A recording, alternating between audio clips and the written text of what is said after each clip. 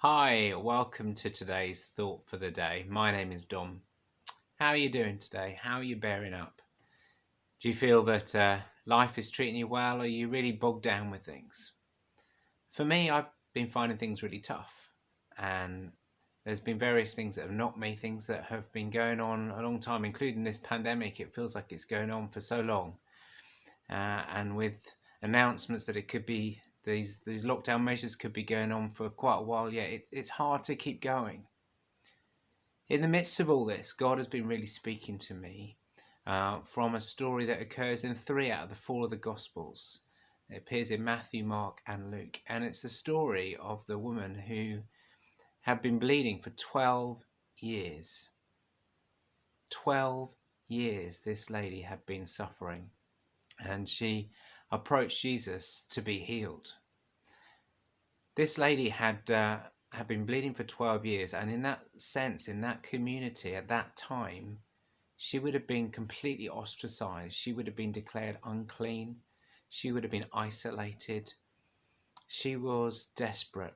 In fact, the account in Mark tells us that she had suffered at the hands of many doctors. She had sought all sorts of different places, all sorts of different people, well-respected techniques to heal her, and yet nothing had made any difference. She was still suffering, still so much in pain, still so lonely. She was in real desperation.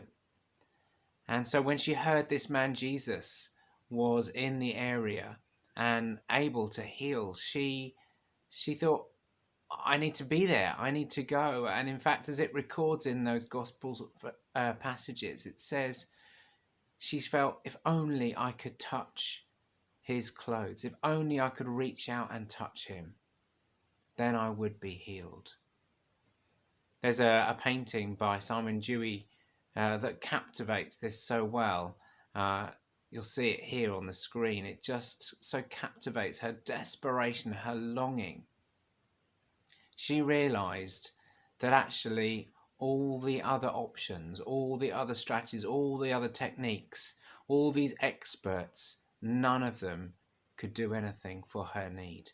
The only answer was Jesus.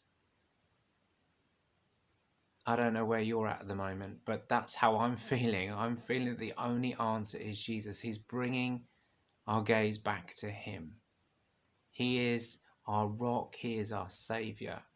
And he is calling us to him. He is the only way, the truth and the life. He's the only way one who can provide all our needs. There's a place for strategies and techniques, but he is the only one. Her response to her need and it being in such a desperate state was to pursue Jesus. Will you pursue Jesus as you struggle, if you're feeling bowed down with things that seem to have gone on and on and on? And what was so wonderful about the account is the moment she touched Jesus, the very moment he brought healing. He knew that he'd been touched. In fact, he asked around saying, "Who touched me?"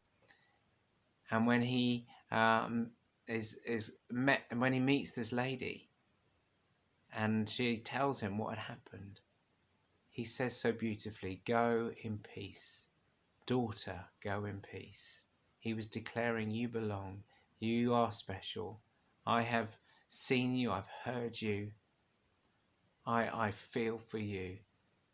You're going to be different from now on.